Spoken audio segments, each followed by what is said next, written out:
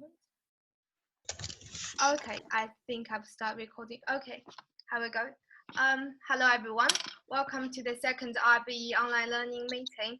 So the topic today will be education in resource-based economy, and our presenter will be Charlotte. Hi, Charlotte. So there will be two sections today. The first section of the meeting is the presentation itself, which gonna take half an hour. The second section gonna be discussion and question time. And at the end of meeting, if you have any feedback and suggestions, please let me know, or please let Raul or Charlotte know. There are some rules of the meeting today. So in section 1, please do not interrupt the presenter during the presentation. In section 2, everyone had 3 to 4 minutes to discuss and ask questions to presenter. If you're a new member to the meeting today, please introduce yourself before discussion. Wow, very well. Now I'm going to hand over the meeting to our presenter today, Charlotte. Yeah. Okay. Actually, I'm not going to be doing this live. I made a film because I want to upload it to YouTube. So I've got to switch on the screen. And yeah, if you have questions for me at the end, try and remember them, okay? Let's see how this goes. Yes, share screen. Desktop. Share screen.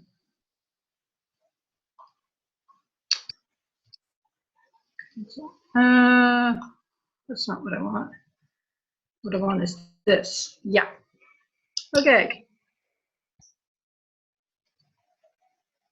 Hello, everybody. Welcome to my first desktop recorded PowerPoint presentation. Because the technology is new for me, I might make some mistakes, but I hope you will enjoy it and learn something from it. Today, I will be talking about my insights into educational developments and their application in a resource-based economy. I made this presentation for the independent group Moving Forward, Resource-Based Economy Learning Network. I presented it to them on June the 25th, 2017. Before going on to the subject of my presentation and the topics I will use to support it, let me give you a brief introduction of myself. I was born in the United States and raised there, and studied at the University of Massachusetts, the Boston campus, from 1981 to 1983. After that, I got my bachelor's degree in education in 2001 and my master's degree in education in 2016. Both of these degrees I received from the Amsterdam University of Applied Sciences. In terms of educational experience, I started out teaching English at a university in the People's Republic of China between 1983 and 1985. I taught privately in Nepal for a year in 1986, and for 10 years I taught at various businesses throughout the Netherlands before moving on to high schools where I've been giving English up until the present. In terms of politics, I was a Marxist activist in my college days, up until I lived in the People's Republic of China, where I saw why Marxism had not worked. In 2007, I first saw the Zeitgeist movement, and after that I became aware of the Venus Project. I've been a supporter and become more active in these movements at present. The sources of this that I used for this presentation are educational literature, some relevant sites on the internet, RBE sites and their media, as well as my own experience and that of my colleagues. The thesis that I will present to you in this presentation is that education in a resource-based economy will need to build on new approaches to pedagogy, learn from approaches others than those used in the West, and provide principles and resources for self-education. I will support this thesis by first talking about formal education, looking at its history and development, what changes we have seen in modern education, what types of alternative education could be used to improve, and in the end, look at how these various forms of education could be integrated in Jacques Fresco's proposals. Another section of the presentation will be focused on autodidactic or self-learning. I will look at the advantages and the disadvantages, the necessary skills that I think we need in order to be able to learn on our own, and look at a few examples of critical questions and how they can spur you on to learn more. Finally, I'll close with the sources that I've used for this presentation, as well as some suggestions for where you can look further. So, let's look at the beginnings of Western education. Of course, before the classical era, there had been education taking place. Ancient societies such as those in Sumeria, Babylonia, in Egypt, all these different societies had forms of education. But since many consider the Greek and Roman civilizations as the birthplace of Western civilization, that is where I would like to start. Some points are important in how classical education was done. First of all, it was only reserved for elite, people from the elite, their sons and daughters. No slaves were educated, and very few women. Teachers were considered to be superior to the students, and the students were considered only being able to learn from their teachers. They used the inquiry method, which is a process of questioning in order to find answers, which was different than rote memorization that had been used in religious education. They based their theories and their inquiries on the works of the Greek scholars as well as ancient texts. Now, as I mentioned, this education, different than that being done in religious areas, Jewish, Islamic, and Christian school focused on religious texts, and any logic they taught was all aimed at supporting or discounting the things in these religious texts. Now, I don't have time to show the film that I have here listed, but I can highly recommend the film Agora for a look at not only how education took place in the classical age, but illustrating some of the challenges to education, to the finding of truth that faced them and also faces us now. Now, as good as I think the film Agora is, there was quite a bit of criticism about it. Many scholars said that the burning of the Library of Alexandria took place at various times. It was attributed to various leaders and always for a political purpose. The first report was that Julius Caesar sacked the library in 48 BC. Another Roman ruler, Aurelian, is said to have further decimated it in 270 AD. The scene that we see in Agora is actually the burning of the daughter temple, which housed a great many texts that had been in the library. And that was ordered to be burnt by the Christian bishop, Pope Theophilus, in 385 AD. Later, the Crusaders told people that the Muslims had actually destroyed this library when they sacked Alexandria in 692. This gave them a good reason to invade Muslim-based areas. The sacking of Alexandria was seen to be so important because many scholars believe that it set back development in the West by hundreds of years. But for me, in this presentation, I think it's important to see what measures people will go to suppress the truth. Book burning has taken place throughout history, and its sole purpose is to eliminate any ideas that people in power think might challenge what they want people to believe. This certainly happened after the downfall of Alexandria. Yet it is not a phenomenon that only took place in antiquity. In the Middle Ages, books were burned. There's a book by Umberto Eco, The Name of the Rose, which illustrates the thinking behind this, and even as recently as Nazi Germany. But what you may not know is that book burning is taking place even now. In 2010 to 2011, there were repeated burning of the Koran in Florida. Climate change books were burned at the University in San Jose. And ISIS, of course, also is known for its book burning. So this is a very important thing to look at how the truth gets suppressed. For our purposes, we need to look at how scholarship after the fall of Alexandria moved out of the West and into the Islamic East. In the West, we entered a period called the Dark Ages, and the only scholarship took place.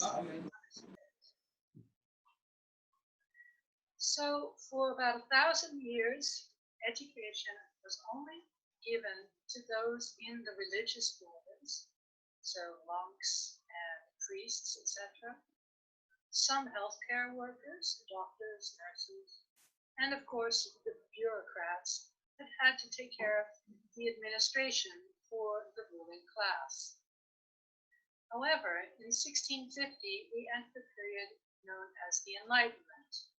At this point, science changed completely from a theoretical to a more practically based look at reality. These ideals made their way into the education process. The printing press was developed, which meant that books were printed in great numbers instead of having to be handwritten. More women were included in the education process as well. The changes that took place in the education during the Romantic period are particularly significant because in this period, emotion was thought to be more important than objective observation. Moreover, this was when nation states were formed, so it was essential that the education that people were getting supported the idea that their country was the best, their culture was the best, and the others were all terrible. Moreover, going to school became compulsory. Every child was expected to go. However, at the end of the 19th century, already some new ideas started entering into the educational perspective. In 1890, William James published The Principles of Psychology, and he said that the purpose of education was to organize the child's powers of conduct. In other words, to make a child tell a child how he had to behave, so as to fit into the social and physical environment. In other words, to do what society told him. At the end of the 20th century, however, this philosophy gradually became supplanted by the idea of androgyny. Now, if you compare the two systems, you can see the differences that took place between traditional education and more modern education. In pedagogy, the role of the learner is a completely dependent one. They are to sit down, shut up, and learn what the teacher has to say. Whereas in the androgyny model, the learner may start out as dependent, but moves increasingly towards self-directedness, finding out for himself what, where, and how he wants to learn. The second point in pedagogy is that the experience a learner brings into the classroom from his life is of very little worth. Whereas androgyny says that the primary techniques for learning should be experience-based. What the learner knows from his or her experience is very important in how much they can learn. A third point in pedagogy is that learning should be the same for all children and should follow the same step-by-step process. They all have to learn the same subjects in the same way and receive the same tests. Androgyny is more related to programs which are centered on the applicability, that is, how useful the information is to the learner, and the readiness the learner has for learning it. Is he ready to move on to a new step, or do they still have to work on it? A fourth point in pedagogy is that learners see education as a way of gaining subject matter content. In other words, memorizing a lot of facts. They are assessed on their knowledge by answering questions on standard texts and receiving marks. In androgyny, learners see education differently. They see it as a way of gaining increased competency, of learning new skills in order to fulfill their potential in life. Now, as I mentioned, I've worked in a variety of educational situations, and I'd now like to talk about how many of these reforms from androgyny have already been integrated and what still needs to be done. In my experience, students, especially here in Holland, have much more ability to direct their own learning process. There's a lot of group work done at our school, and a lot of the learning is done as project-oriented tasks. Moreover, they have a varying degree of what they actually study. There are two schools in Holland, for instance, which have taken on the Swedish Kunskapsskolan theory to learning. In this theory, children decide completely what they are going to learn, subjects, the content, they establish their own goals, and they work at their own speed to achieve these goals.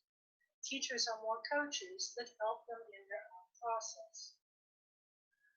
Furthermore, in most schools, subjects are taught in very much of a hands-on learning experience. The sciences involve tests, experiments in labs, field work, and I know from teaching languages that we look specifically much more at the use of the language in speaking, reading, writing, and listening instead of learning grammatical rules and the translation of words.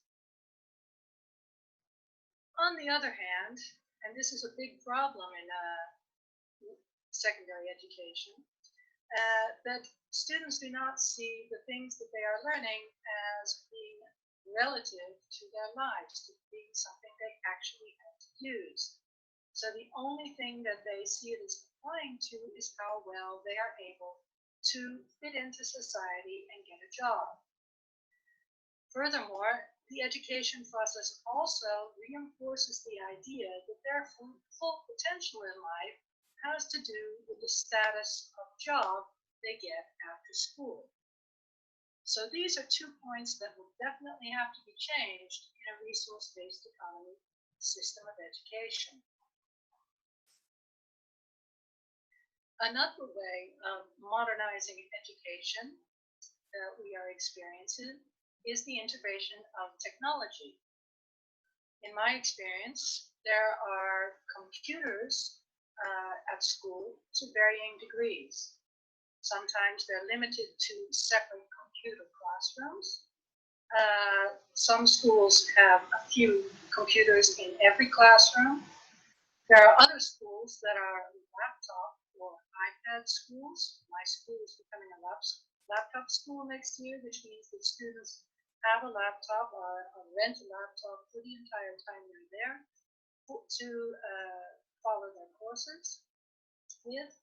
And there are other schools which have a bring your own device policy. So bring your own iPad, laptop, smartphone, whatever you need in order to use the digital material.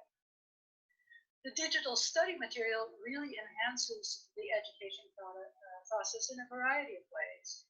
First of all, it makes it possible to learn at one's own pace and at one's own level.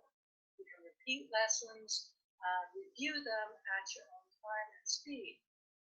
The digital material is also challenging, and it allows a certain degree of interaction, which is much more interaction than the typical classroom with 30 students and one teacher.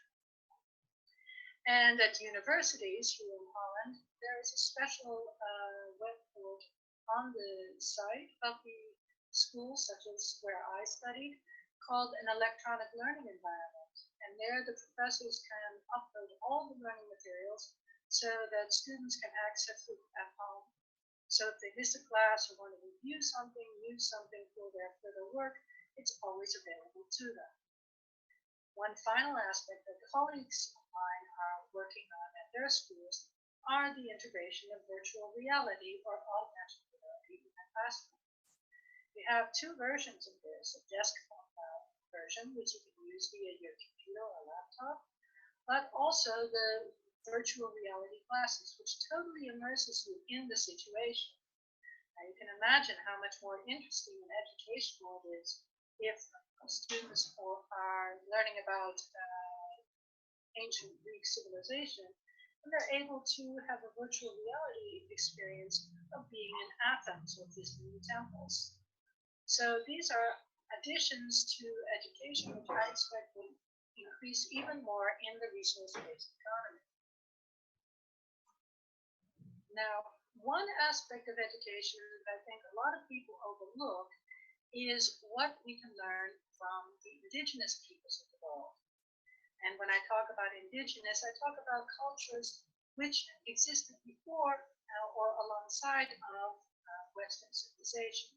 So I'm talking about North American Indians, Australian Aboriginals, the Bedouin tribes, people of Papua New Guinea. All these people have a different insight into the world, which we can also grow from. Why would we want to receive some indigenous education? Well, as Jack mentions in his book, it's important that the children of the future have full availability to explore the development of all societies. We need to move away from a Western chauvinist point of view, a nationalist point of view that says our way of doing things is superior to other. And it will emphasize cooperation. So what we can see in indigenous populations is that their understanding of nature can be superior or different than ours. They live in a much more cooperative sort of way with each other, which is not based upon competition or the hoarding of resources. And they also understand, perhaps better than we do, the whole concept of sustainability, which will all contribute to a more holistic approach to life, which we hope to achieve with the resource-based economy. So I'd now like to take a look at some of the points that Jacques Fresco outlined in his proposals for education and see to what degree they have already or are being integrated in education and what still has to be done. In terms of the things that have been or are being integrated, we see that learners can explore their own interests more and more. They learn more in groups, and they take part in the actual processes they are learning about. Rote learning and memorization is being reduced, and they are being given more choice in what they study. The games and exercises that they get, at least at my school, emphasize creativity much more than just memorization. And one big topic in the Netherlands and at my school is how to get rid of grades, how we can help children learn that the process is just as important, if not more than important, than the finished product at any given moment. Things that Jacques suggested, which have not been integrated and really need to be looked at, is how we can shift the focus from national achievement to international, to see that everybody in every country contributes. to emphasize humane values and communication in our education, instead of the competitiveness that is so apparent. We have to teach children how to question things that they learn, how to go on with the questions and formulate these questions exactly. And this whole process of learning has to be emphasized instead of saying that there is only one answer, only one good way of looking at things. Jacques emphasized that children will need to learn that the facts are always changing and no one mechanistic answer or cause is responsible for anything. And finally, we all need to learn much more about various disciplines and not just about our own particular area of expertise. I'd now like to go on to the second part of this presentation, and that is autodidactic adult education. And the reason I'm doing this is because in all suggestions for education for resource-based economy that I have seen, the emphasis is on what children will learn. But my question is, who is going to teach them this? And more importantly, is it that it is true that children look to adults for their examples. So we are going to have to be sure that we can give them that kind of educational example that they will be learning. So what kind of things, what qualities of an autodidact are positive that children can learn from? Well, people who educate themselves usually have the qualities of being insatiably curious, independent, knowing that knowledge is perpetually in development. They're creative in looking for solutions and looking for sources, finding answers. They're confident in the fact that they can learn things, and they see failure as not something to be upset about, but only a phase in the total learning process. Now, there are, of course, advantages and disadvantages to autodidactic learning. Some of the advantages are that learning things on your own usually supplies the 5 conditions which have been found for adults to learn well.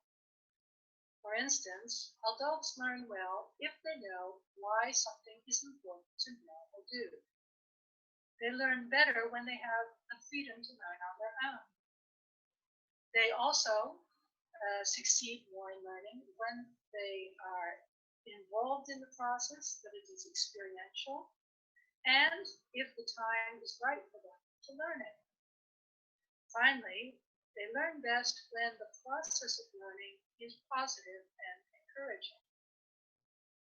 Some of the disadvantages of purely autodidactic learning is that some people won't know where to find the information, which can hold them up in their process.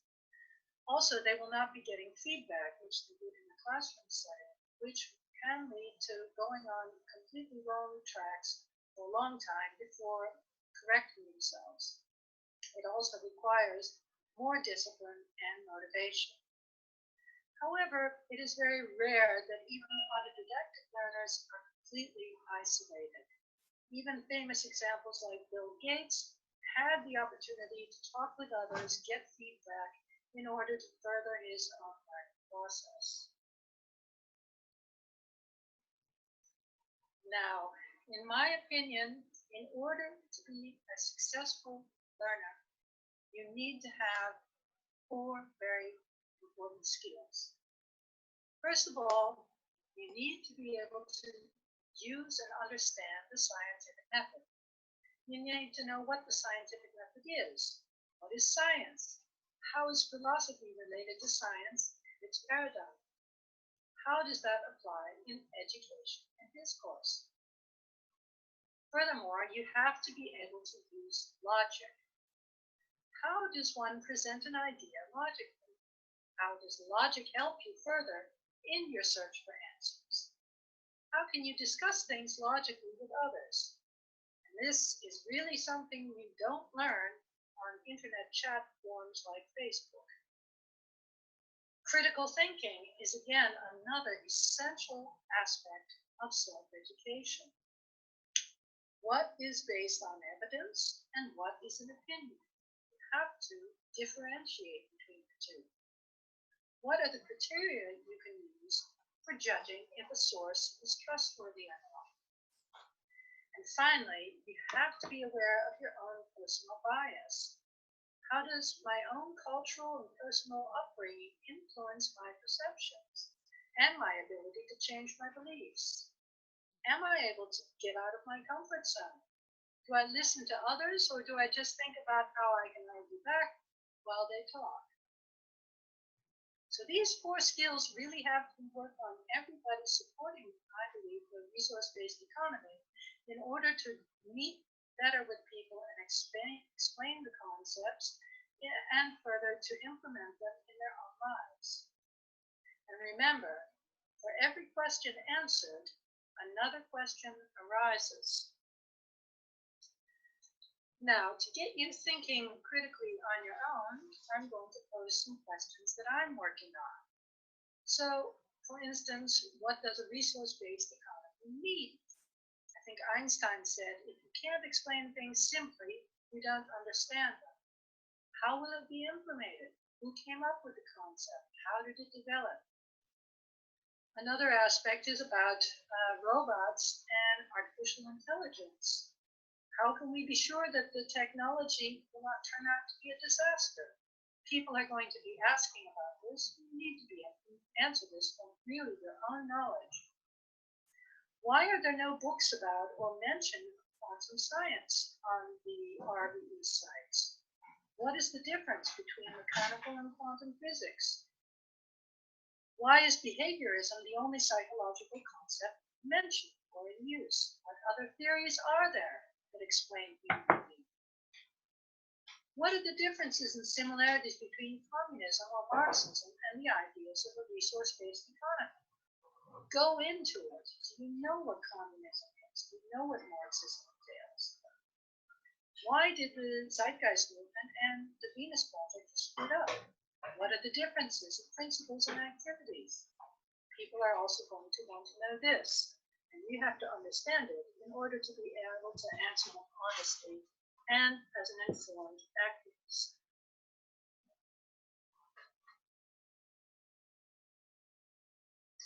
Finally, I would like to conclude by reiterating my insight that a new system of education in a resource-based economy involves a variety of factors.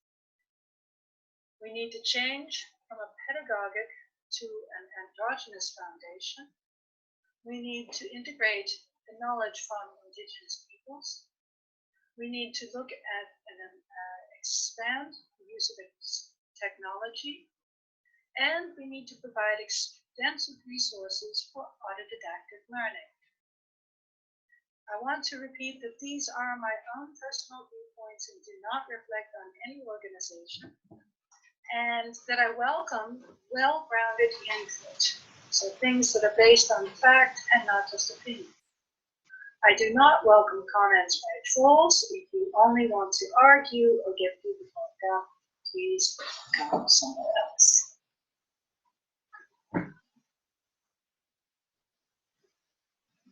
Well, that was the end of the presentation. I want to thank you all for listening, and I hope to be able to exchange ideas with you. Bye-bye.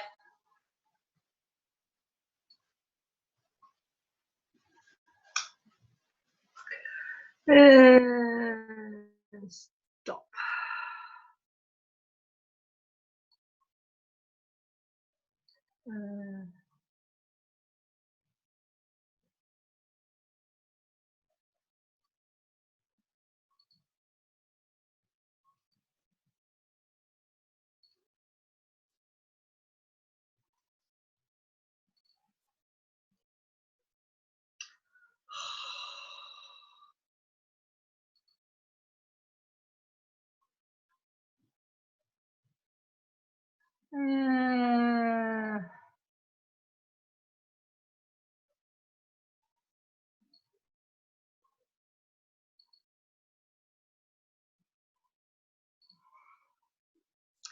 Stop share. Yeah. Okay.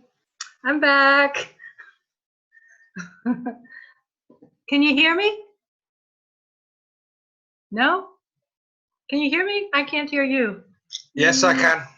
Okay. Okay, so yeah, that was it. Sorry if it was long and boring. And Stephanie, you know, we can go on now to the sharing if you want. Yep. Can you hear me, guys? Yep. Yeah. So now we are going to section 2, which is going to be a discussion and question time. So everyone will have 3 to 4 minutes to introduce themselves and ask questions to presenter Charlotte and discuss any idea about education in RBE. So who want to be first? Stephanie, Yes. Stephanie, before we start, can we just have comments first and save the questions until the end? Otherwise, it might get too long for one person answering questions. And I think it's nice that everybody can first talk, and then we get into the questions. Alrighty. Okay. So who have a comment of the presentation itself? Yes, please. So, I must tell that the presentation, I'm very impressed that all the points, very good explanations, and the first time I think I'm watching on YouTube and, you know, Jack Fresco's ideas on education, but first time in this detail I'm hearing those ideas.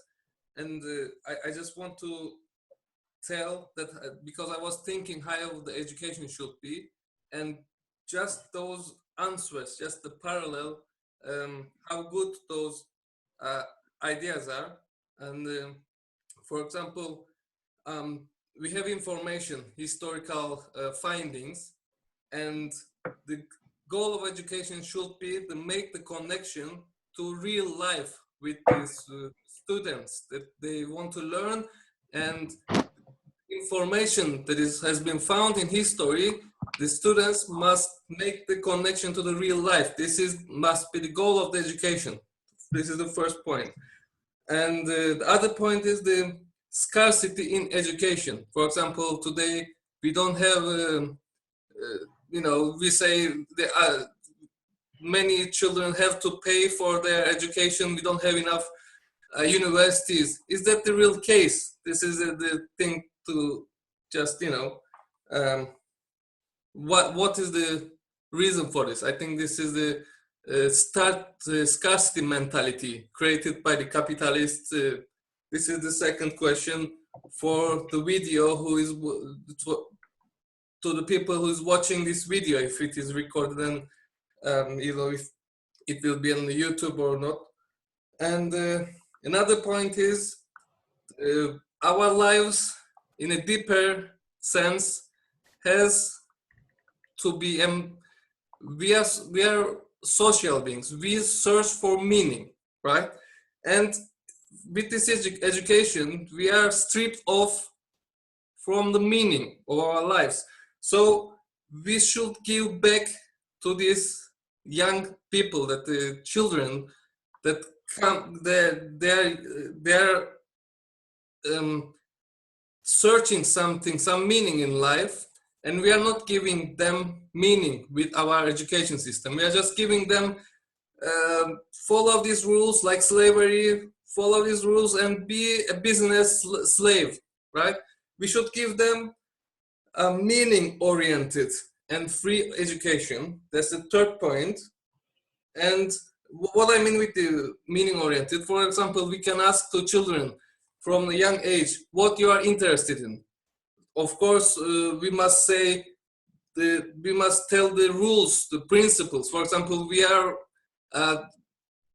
together with nature. We can't see ourselves separate from the nature. So what you like about, do you like trees? Do you like people? Do you like humans? So to show goals, to work towards that. And we can say you can be a dentist. Why? Because you like to help people. You want to study environment because you like trees or turtles or whatever. So that's the meaning oriented education. So that's all my comments, and thank you very much. Thank you for your comment. So any other comments? I just comment a presentation. No? I can go. Yes, please. I have the chance of learning in a different program. I don't have courses and things like that. It's really a project-based learning. And I think I really see the importance of learning through real-life applications and using your knowledge as you're learning it. My degree works with 2-week based problems that we're presented with, and we have those 2 weeks to learn about the problem and understand it and find solutions. Especially in the field of engineering, I'm studying in electrical engineering, and it's really useful, as you don't have lectures, you don't have big sessions of learning for where a teacher tells you what to know and what to learn and memorize. So I think it's really important to enforce the project-based learning, or the learning through the application of the things you learn. That's all. Thank you for your comment, Leo. Any other comments of presentation itself? I really enjoyed it. Hi guys, I'm Tony, first time viewer. We just have an awful lot in common. I do a similar thing with what I do with the group, together with Stephanie as well, called the World Summit. We are trying to get people together and stage our own World Summit, bypassing the whole government and the political system, because we know it's wrong, it's not working. And there are so many good ideas out there from the RBE movements across the globe. The education systems that are about as well are so much more efficient than what we have now. And was it Caroline that did the presentation? Charlotte. Charlotte, do apologize. The way she explains it is very good, because we are stuck in our old ways and it's time to move forward. We can't be going on like this. There is so much. I've got a friend who is dyslexic. He cannot read, he cannot write, but he's incredibly good with his hands. If you show him something, he can build a house if he wanted to. He's now a fully qualified carpenter. So if he would have had to learn that from books, he would have never got there. So with a hands-on, and this is what I see with my own children as well, they learn so much more from seeing things and being interested in than just reading a boring book, to put it that way. So, but like I said, with the World Summer, we're trying to bring people together to have this kind of platform where we can educate each other. I think Stephanie could tell you a lot more about it, because she actually designed it. So very clever girl, thank you. Yeah, I'll pass you over to Stephanie, because she can explain it better than I can. Thank you. Thank you, Tony. I will explain the World Summit probably in another meeting. We will have a social meeting, like a hangout meeting, probably next Sunday. So we're gonna introduce more about ourselves later next week. So what I meant was about the platform that you've designed with the knowledge component and the group component, which is kind of weaves in with the presentation that Charlotte did, I think. Oh yeah. Okay. Sure. Okay. So basically, the platform itself will have two parts. The first part is the knowledge component, which literally it's to unite the professionals of all the areas. So the second part, when I say professional, I mean those professionals who can define the real problems. Yeah. not those who create problems. So the second part of the platform is the social movement groups, where we unite all the social movement groups, and they can talk to each other and work together. So with the knowledge component, with the help of the professionals, those professionals, they can literally help the social movement group. So they can literally push the social movement group to develop, because you can see, as you know, there's some social movement groups, they have literally stuck because in the stage of protesting, but it's not only about protesting, it's about the knowledge. They don't have knowledge, so they're literally sitting on the street every day shouting some things they don't even know what it is. So it's about knowledge. Yeah, that's basically a brief idea about the World Summit. I mean, it's a knowledge behind the social movement group, and social movement group on the other hand can transfer some knowledge back to our knowledge database. So it's a way to unite human beings and humanity. That's basically what it is. Yep. So and the chance to learn other things without having to pay for it. Yeah, exactly. Yep. You know, so yeah. Yep. Thank you, Tony. So any other comments about presentation itself? Yes, please, Nicholas. So first off, thank you, Charlotte, for the presentation. I found quite a lot of things that I agreed with, and just kind of their common sense, and a lot of things that I didn't know. So thank you for teaching me new stuff today. I think it's really interesting, especially at the time we're in now, where at least I see it, I don't know if you guys see it, a kind of transition in the education system where it kind of feels that most of the world is just stagnating, and then there are those few leading countries. Finland comes to mind, where now they're even thinking about getting rid of subjects per se. And so you can kind of see this transition going on to this movement where schools nowadays are kind of failing people, because humans, I don't know if you can say they're naturally curious, but at least most kids are known for just asking questions about everything. And once they're out of school, as was the case with me, I just didn't want to see a single book ever again. And sure enough, I went and got a job and changed my mind because I saw how bad the job is. But yeah, I really find that the education system, a funny story maybe for experience sums up better my first day at school. After I get out, I go to my mum, and the teacher comes up to my mum, and she told her that I went up to her and said, "I don't like this place. I want to leave because you're making all the decisions and we don't get to do anything that we want." And I asked my mum, how many more days do I have to go there? And she didn't know how to break it to me. It's going to be like decades, not days. But whatever, that was kind of my experience. And so I kind of struggled through school, and I hated the way of, as you said, just this kind of limiting thing, like grades, you all get judged on the same thing. Differences in people aren't valued, you just need to conform. And it's not like you're not growing, you're just being fit into a box. It's kind of how I define it. And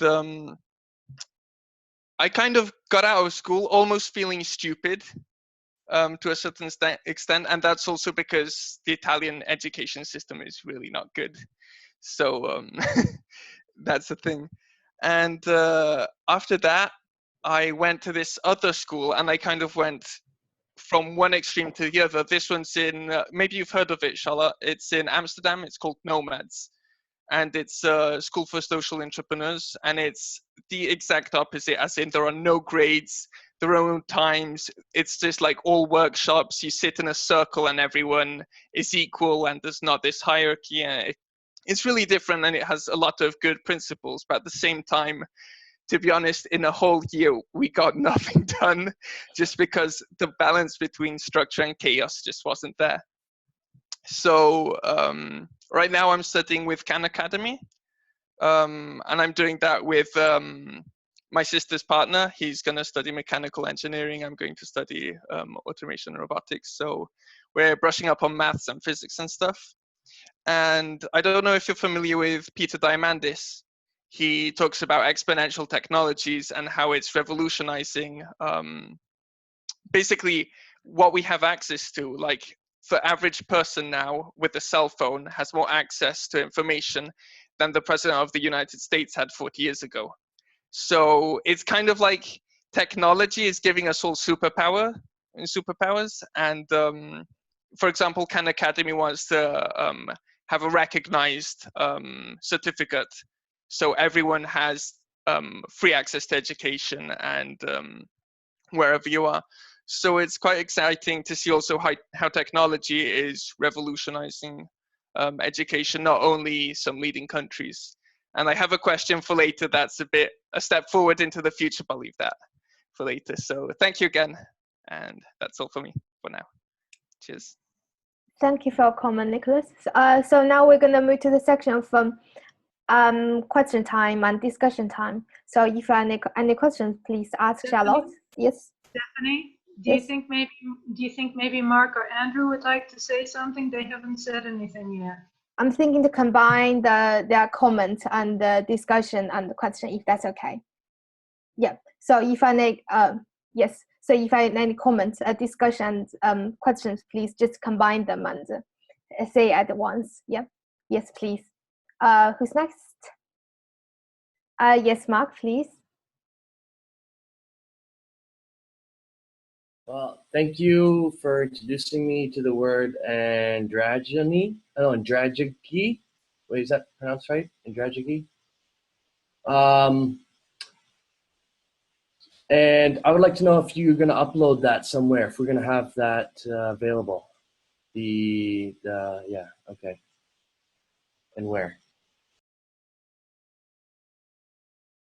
And as Stephanie said, she's taping this whole meeting, and we're looking for a Google Docs place for all the meetings. But the reason I filmed my presentation is because after this meeting, I'm going to put it on YouTube, and I'm going to put the link on the Facebook page, Moving Forward RBE Learning Dingus. Yeah, so I think, you know, it's great if after we've had, you know, a lot of presentations, if we can really sort of build up a library so that any people interested in this stuff can just click onto the presentations. So that's why I did it this way.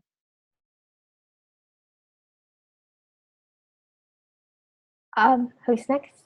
Andrew? Yeah, hey, I guess my question would be now, like, for people who are looking to present information in the future, are we expected to follow suit and do this in a video format, or like what I had planned for the presentation I was going to give was just kind of like change screens so you could see like a PowerPoint presentation or something along those lines, whether it might be like Google Slides. I haven't decided. I know Google Slides is generally a little more, everybody has access to it, like where I have Office products, people might not. So that was my first question. Shall I respond to that now? It's fine. Yeah. I did this as a kind of experiment. So, like, I am autodidactic from the get-go. I want to do something, and I think, okay, this is something I want. There's got to be some software that I can use to do what I want. And so that's how I was able to make this presentation with pictures of myself and the presentation as a film. Nice bit of software. But I just did it this way, and that doesn't mean that anybody has to do it like this. We always can film the meetings, so having the presentation on film is going to happen anyway. Okay. Yeah? All right. And the second question was actually a question of the software. It was gonna be kind of a follow-up question if you wanted us to try to do that, but just out of curiosity on my part, you said there was a software involved. What was that? Now it's called UCAM, UCAM 7, and I've got it on the 30-day free trial. It's not the best sort of software for this. Then you've got something, I think it's called Camcom or something, and that costs hundreds of dollars. This one, even the deluxe version, is only $49. And since I'm going to be doing a lot of stuff with webinars and stuff, I'm gonna invest in it. I tried it out for this meeting, and they have a cheaper one also for $29.95. So you know, you can always try it out for a 30-day period, and if you like it, you keep it, and if you don't, you don't. Okay.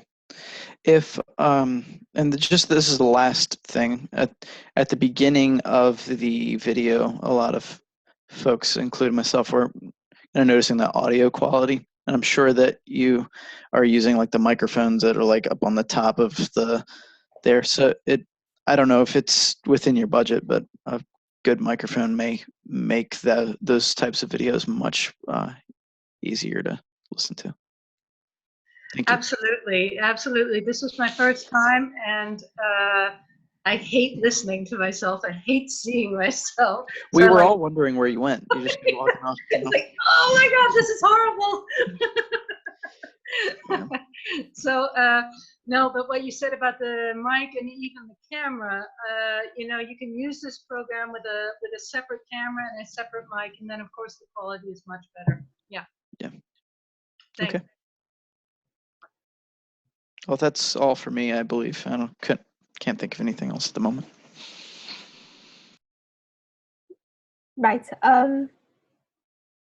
Rao, do you have any comments or question or discussion about education in RBE? Not really, but like I love the critical thinking and the scientific thinking. Like it just got me thinking because I'm speaking with like another person that is so like invested in the education of that and how to create like a new language. I think that's amazing. Like going into depth about that. Like that's what I loved about the presentation. Like if I could say that, I honestly it's pretty amazing. That's why like talking with other people is like, well, how can you develop a language that is based off of our language? I guess you could say the English language because it's more known, and then base it off of critical thinking or scientific thinking. So I really enjoyed that part. If that's cool. It was pretty awesome. That's why. Right. Okay, thank you. Can I add one thing that I didn't say in the presentation? Yes. What's really frustrating, I guess somebody just said it, you know, there's all these changes happening in education, but a lot of what we cannot do, a lot of teachers are really idealistic. We're really the ones that want to make a different world, and we're stuck in these things that the government forces us to do. I have to make them pass standard tests. I can't do things completely in the way I want. I have to follow a standard curriculum. And so that's really frustrating to know on the one hand what's possible and what's best, and on the other hand to know actually I'm like the monster. I'm the teacher. I'm the one forcing these kids to learn things, to pass a test, to get a good job. So I'll be really happy when there's more possible. Thank you. Thank you for additional information. So we have a new member today, Brenda. Do you mind introducing yourself and sharing some ideas about education in RBE? Brenda? No, I'm not very good at speaking with things like this, so I would just prefer to not. Yep. Yeah, that will be fine. Thank you for joining us. Yeah. Now it's my turn. I will have to say it's a really good presentation. It's really informative. I have learned a lot. Because I don't, my major, my course is not education. So yeah, I do learn more information about education today. I do have a question of about education in the RBE. I would say it's a question for discussion. So, Charlotte, what do you think the school will be like in the RBE, or will there be any school? I mean, just from your personal view. Well, I think what Nicholas said is interesting, namely, and this is my experience also, when you only have when kids are allowed to just do anything they want, the productivity is not always optimal. So basically, I think what's going to happen in an RBE society is, first of all, the kids are just going to need to have the skills they need in order to be able to solve problems, to know where they have to look, to understand how to plan their time. Those sort of skills are the only things basically that a teacher or a coach can possibly tell them. And of course you can get information from people, but if children know where to look, they don't have to sit in classrooms. I think what Jacques says also in The Best That Money Can Buy, when I see classes in an RBE, I see, this beautiful place in nature, and they've got these classrooms that are almost completely glass. And they come in and these kids decide to go out here because they want to study this, and another group of kids go off there and they study that. And of course, there's a central meeting place, but that's basically just to orient. They get some orientation, and then they go off and they go where they have to learn. So it's going to be a lot different. I think more like what Leo said about getting these 2-week projects. That's what kids are going to be doing too. They get their orientation in this beautiful place, this open place, and then they go out into the world and they find their answers in their own way. That's how I see it. Thank you.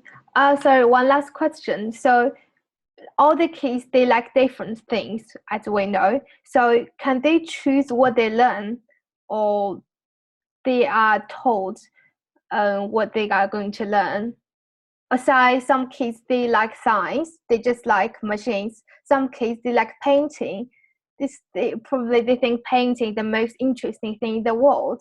So how do we deal with that? Or we ask them to learn same things, or according to their interests, or what would you think? I think it's pretty much the same argument about what about if people don't want to work? I think in an RBE society, kids, you can say you only have to learn what you want, and when they do that, they're gonna talk with other kids, and they're gonna find out, oh, but I don't know what he knows, and that sounds really interesting, and so that will stimulate them to want to go and learn other things. What did you want to say? Me? Yes. So yes, I think that I can add something that you just said, that the students, if before I said we must give them meaning towards to work towards something, that they don't have to have during their lives all the same meaning. For example, if they were 5 years old, we can ask them, what you like to work towards, and this will be, of course, not will be the same that they are when they are 18 years old or 20 years old, So during their life, I think there must be teachers that can guide them, that they will go and they will ask, they can have the things that, for example, I learned this until now, because, if you want to help for example, if you want to help people to design something, you have to know, for example, in engineering, you have to know mathematics. So you can't tell a child that you can ask them, do you want to know mathematics or not? Because they don't know the importance. We know the importance. So there must be freedom that which way they want to go as a goal. For example, I want to as I said, I want to accomplish this goal. What I must learn at minimum. So this is the goal of the teacher. For example, this is a hill, this is a mountain. That the goal is this, the child puts this. The child as means the society actually. The child is a blank page, right? Our culture gives them goal, and we must put the goals to children, to families. I mean, this is after the transition. During the transition, it is messy, chaotic, complicated. We don't know how to do it. That's our problem. But after the transition, the families will be educated, the communities will be educated, that we will know what is important. We know the nature is important. The basic sciences is important.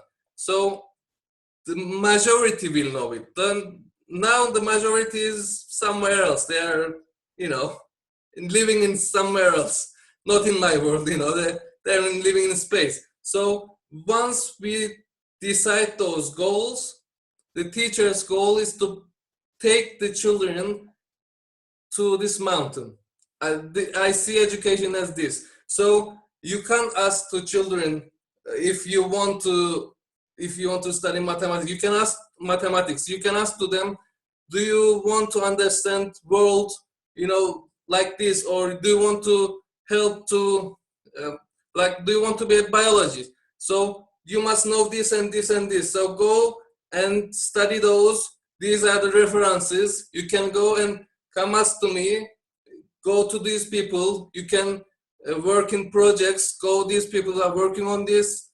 So not isolated, but in a working condition. You can go and work together with adults. Children can go and workplace and see the adults working there. So I imagine something like this so not all the things left to children's decision, of course, because you can't do that. But we have to give children the right goals for the unity of the community, for the benefit of the all, and then let them go these paths. I mean, there are lots of mountains of biology, mountains of dentistry, mountains of lots of creative. Maybe they will create their own mountain, you see? So we should give them the meaning and let them follow the path. And so, you get the idea. So that's my vision. Thank you. Thank you. Thank you very much. Mark? So in order to actually change the world, we have to take action. So Charlotte, I'd like to ask you if you could give us one specific action that we could take to move in this direction. Oh, I'm so happy you asked that, because I forgot about this. Now, I was looking around on the different sites, and on the Zeitgeist Movement site, they had a video of a presentation in the Zeitgeist Day in 2011. And of course, Zeitgeist and Venus Project were still together then.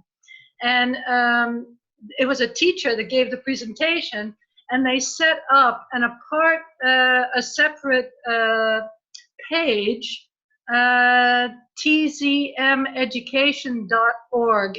It's on my presentation in the sources, and they have all this lesson material for going to schools. I was completely shocked. It was so good. They've got lesson plans. So what they basically say is, see if you can get the chance to talk in a school.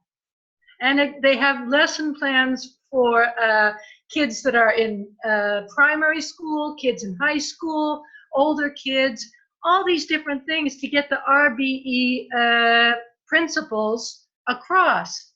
So that's one thing. And the other thing is, educate yourself. That's what I'm trying to do. So if somebody talks to me about RBE, then I can tell them things. It doesn't help if you say, oh yeah, this is a better system.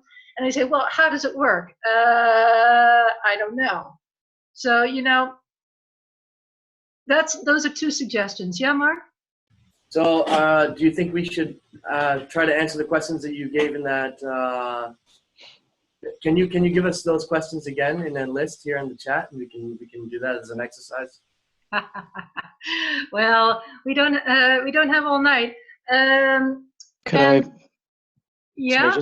Could you perhaps just screenshot that and post it on the page on Facebook?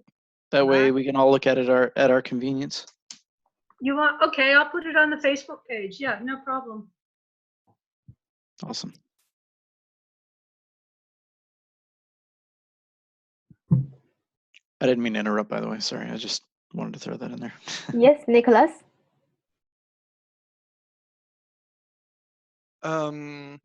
Just to make sure, is the last question over? Yeah, okay. So I wanted to ask, it's kind of two questions, but it's really one, depending the way you look at it. So the first thing is, before we were talking about how we wouldn't force children to learn certain things. So that got me thinking, what about the sources from which they learn? Do we force them to learn from specific sources? For example, if something is scientifically proven to be wrong, just to give you an example, I was having this discussion with a pair of girls that were like uber spiritual, and they heard from some, I have no idea who this so-called guru is, but he said that if you really believe that something won't hurt you, like if you drink poison and you really believe it won't hurt you, it won't. And just like, how do you manage something like that? And the second question would be, so if you know, and I want to leave conspiracy theories aside, because I know the whole RF idea, whatever it was called, had like a huge movement. So I can only imagine this thing, the amount of conspiracy that would be behind it. But Elon Musk, for example, is working on, right now we're kind of semi-androids. We have our mobile phone in the hand. And as I said, it's like a superpower to information. The next step, like Ray Kurzweil and other people that talk about the singularity, is to merge it physically. So being able to think and communicate with our devices and vice versa, which would potentially mean that we could learn the language by just downloading it to our brain, or learn calculus by downloading it to our brain, etc. So how do you see that transforming education? Just on a human level, how would you see that affecting people? So those are the two questions. Okay, so I hear two things. First of all, which sources should be allowed? And second, how are we going to deal with that downloading of information? The first thing about those two girls, how do you deal with that? Investigate it. What do you know about that guru? You don't know it. You only hear what they told you. So you can't respond intelligently to something if you don't know about it. So that's one thing. That means you have to know a lot about a lot of different things. What kids are going to be given, well, what Jacques says in The Best That Money Can't Buy is that all information should be available. And that's one of the points I really wanted to make in my presentation. Now, you might think, oh my God, but books like Mein Kampf and rubbish things like that. He said we have to be able to know how processes took place. And that doesn't mean we hide information. No, we let all information be free so that people can think critically about it. So that's basically a short answer to that. About that downloading, yeah, that's sort of like the Matrix, huh? And yeah, I think that's going to happen. But how that's going to happen and what's going to work without that, yeah, I don't know. Maybe somebody else.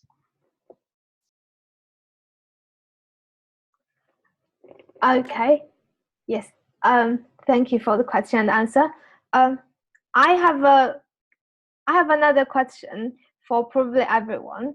So one of the main so in the education we need critical thinking, which is the most important thing, right? So critical thinking, it's kind of like you have to think the things in two sides, like the right side or the right side or the left side. I mean, right side or wrong side.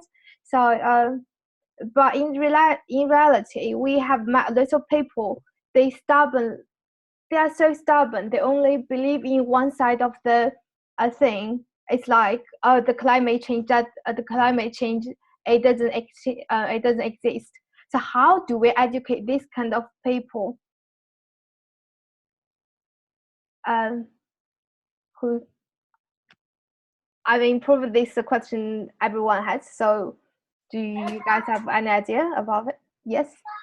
I'll go first. I don't know, because I was thinking about while everyone was talking. It goes back to how Jacques said, your name itself, Stephanie. It means Stephanie itself, STEPH. It doesn't mean anything. So I would say like it has to be like some sort of basis, either how Charlotte said, investigating, or it's already investigated. Like everything that people think they don't think they know is already like proven by science or proven by something like through investigation, research, experimentation.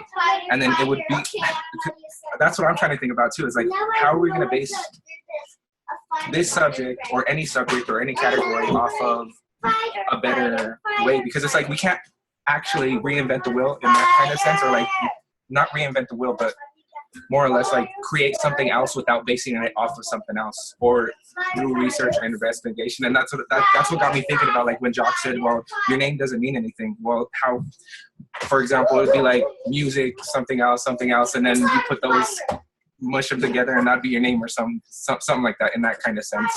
That's how I would like think of it, and through like critical thinking and the scientific method, like in my opinion on that subject, if that's cool. And then if anybody else wants to speak. All right, so Stephanie, could you verbalize the question for me one more time? I just want to make sure that I'm answering it appropriately. So in short, how do we educate people who only believe in one side of the fact, the wrong side of the fact, such as the denial of the climate change? They only believe climate change doesn't exist, and they give us the false evidence or the biased evidence. So how do we deal with that? Okay, so in my experience debating people here in Richmond, I think I made mention to you, but nobody else, that I've partaken in debates with people who call themselves market anarchists. They're like the far right. And essentially what it boils down to is my ideological thinkers, you know, these people like Friedman and Rothbard and all of these loonies versus the people on my side who think critically about it. So that's what a lot of people do. It becomes divisive. They get their flags and stuff, and they set up. So what I've come to do when discussing, or what I've come to inquire about really, is just how they think what they think is valid. Now, a lot of people ask what, like, do you think racism is bad? Yes. You know, versus somebody, unfortunately, because I live in the United States, kind of south of the Mason-Dixon, where there's still a lot of racism and stuff. Some people will be like, yeah, I am a racist. And rather than just let it settle there, I'm like, okay, well, could you please explain to me why, like from your perspective, to the best of your ability, why it is that you hold that ideology as valid. And you'll find that a lot of people, especially like the ones that I mentioned that I've debated, they have a tendency to fall back on everything else everybody's told them, instead of like mentioning in the presentation about critical thinking. They're like, somebody else said it is so, that's the way it is. Breaking that really comes from, there's a really helpful thing when discussing something. It's called Rogerian argument, like Roger, IAN, like the name, you know. If you look it up, it's really a method of trying to make sure, and this is totally like a shortened version of really what it does, tries to help you let them know through your body language, through what you're saying, that their concerns are legitimate, that say, you know, like, okay, the racism thing, that's just complete idiocy. But let's just say there are people who don't believe in climate change, since that was what we were talking about. There are some people who unfortunately use data that that suggests that, you know, there are natural things. Well, there are natural things that, you know, occur, like volcanoes, for instance. They introduce a lot of CO2 to the atmosphere. So they'll say, you know, like, we don't do anything compared to what nature already does, or things like that. And essentially what you've got to do is like trace it to a root and try to say, well, like, or they have this. So I've talked to some people who think that it's a conspiracy for the left, the political left, to manage to hoodwink a lot of people and make a lot of money. So, and there probably is some of that going on. So you really have to just try your best to break it down to where that data came from. That's where it is. And if as soon as you get it down to the root, you have a little bit more room. A lot of arguments get lost in semantics, which is a confusion of what words mean and things like that. Which is actually kind of what I was pointing out, even though it's not directly tied in to what I'm talking about now, about how force can be lost in meaning completely. So yeah, you do your best to find out where they get their information from, and then you try to get them to think about it critically. You try to agree as much as you can. There's a lot of problems in politics and all of that, and then introduce, after you find a lot of agreement, why you think contrary. You know, if you've got sufficient enough data and you can get them down to the root cause and you're thinking critically, then they are more likely to come over to your side on things. Sorry. Thank you. I've got a question for you, Andrew. What you said, I wholeheartedly agree with. But how did you get to the stage of critically thinking? Because if you get to that point, I'm sure if you can pass that over to others, that will be as enlightening as the other way around. Sure. Or was there anything else? Sorry, I didn't want to cut you off. No, that was it. Okay, I just want to make sure.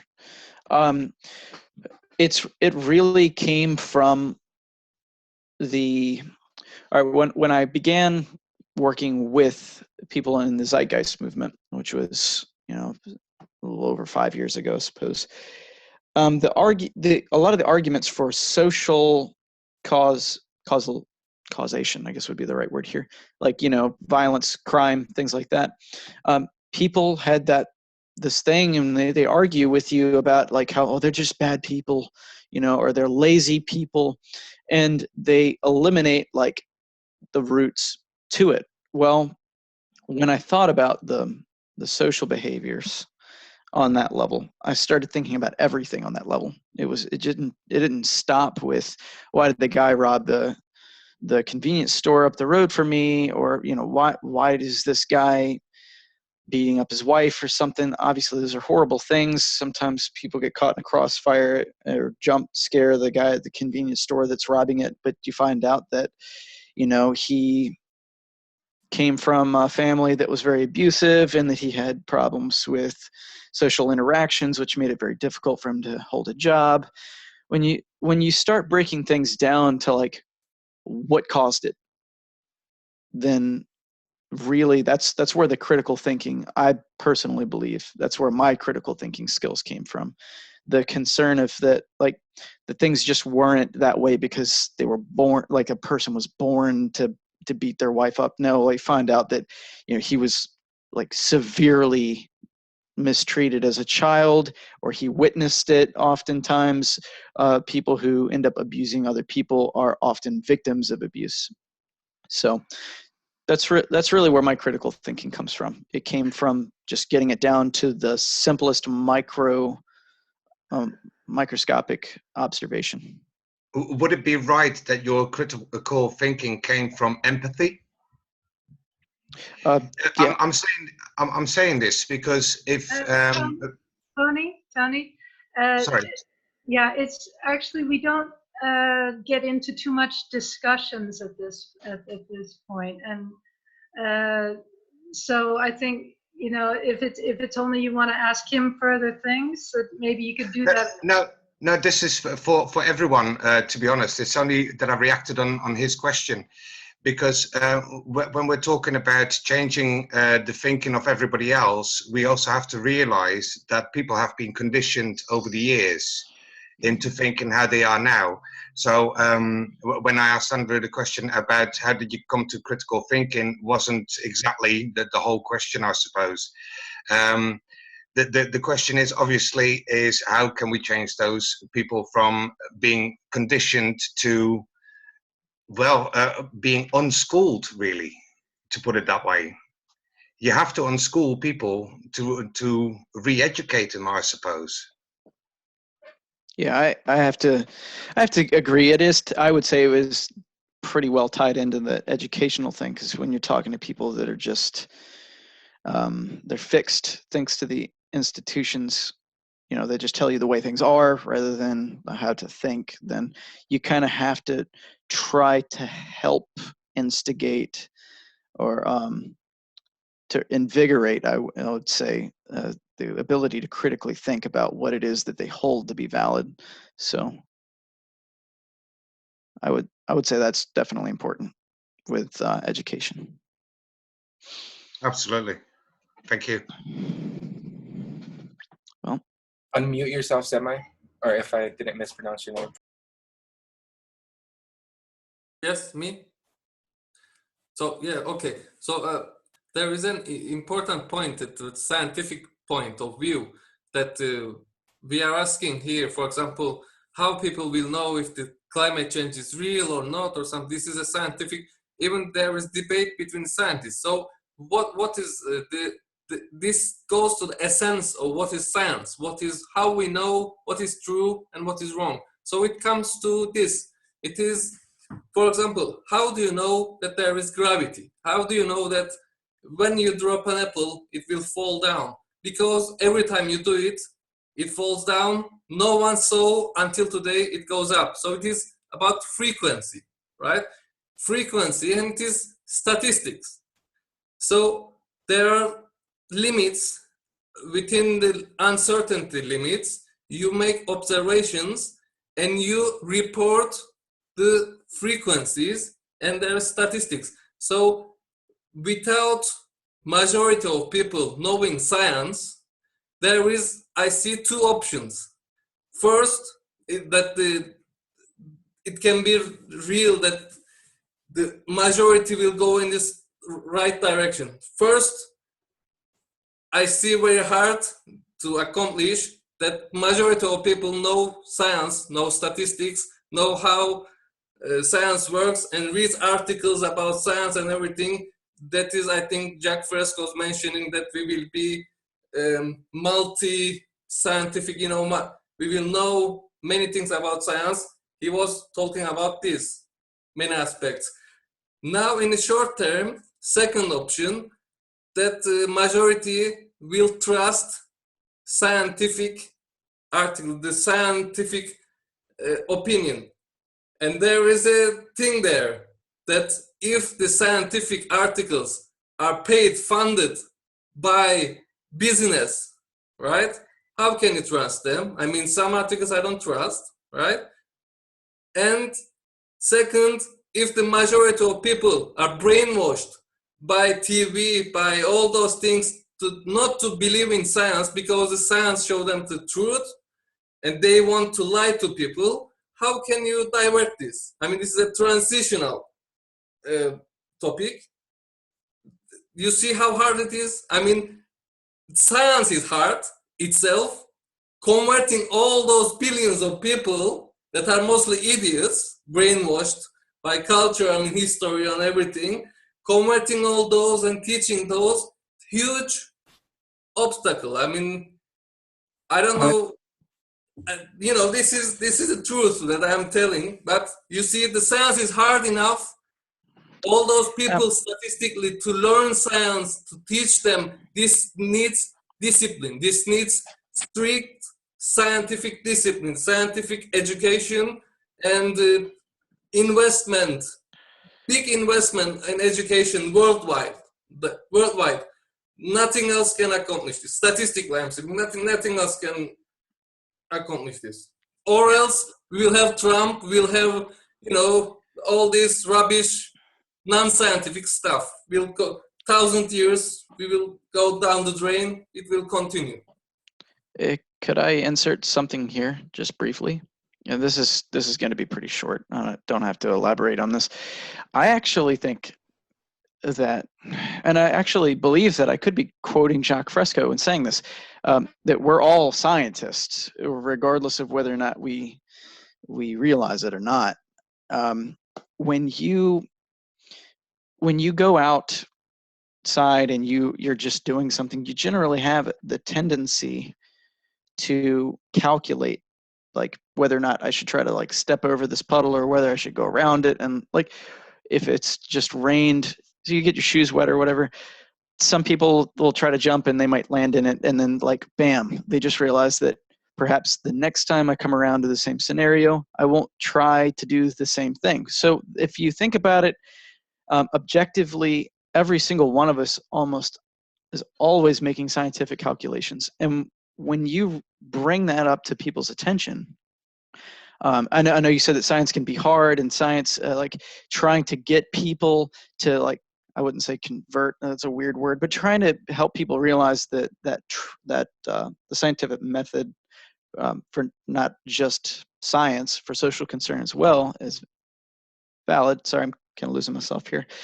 You help them realize that they already do this, and that there really isn't much of a converting factor here. I just think that on a very simplistic level, people already do it. And if you help them realize that they already do it, then, you know, we have a window, a segue, if you will, into helping them think, like I was talking about earlier with Tony, thinking about things critically on a micro level, which will hopefully, you know, spiral outwards to micro level things, or macro level things, sorry.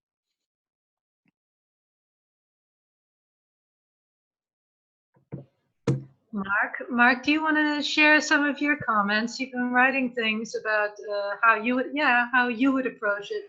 I think those comments are also important.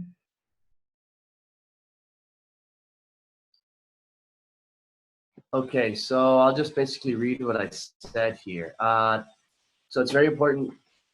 Andrew basically was saying the same thing, and I just use different words to explain it. So one thing that I find is interesting is people are often stuck in this idea of debate, and I think it's just part of our indoctrination of a dualistic, conflictive, competitive world. And that form, the form of debate, actually it polarizes us more, because we enter in it's a form of conflict, and then we get into a defensive mode, and we feel like we are being threatened, and so that it makes it more difficult for us to actually communicate. So if we realize that you know, opposites also complement each other, and there's, you know, it's more than just a dualistic this versus that always, we can go beyond that and practice you know, a dialogue, which goes to what I was saying. Well, dialectics is how, you know, it's an old practice that they used, you know, the Greeks used, and Hegel seemed he wrote a lot about type of dialectics, which it's a way to unite opposite or opposing views. So I think a lot of people have heard of this. You know, there's the thesis, the antithesis, and then the idea is to find a synthesis from those two opposing views, and we can do that with everything really. If we just try, we can do that.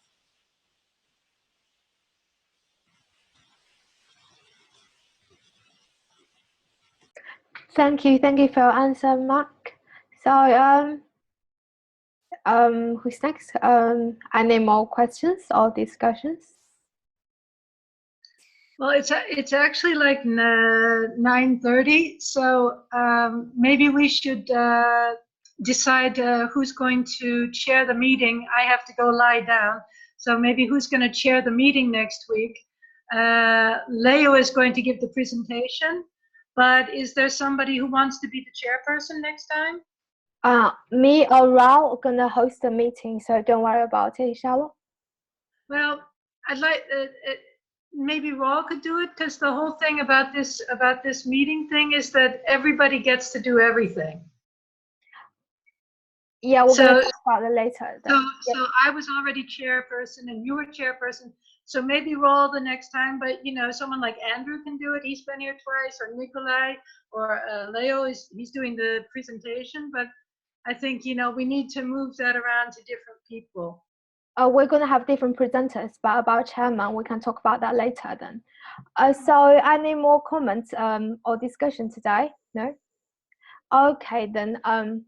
Thank you. I would like to thank everyone to join the meeting today. So if you have any more feedback, please just message us on Facebook. That would do.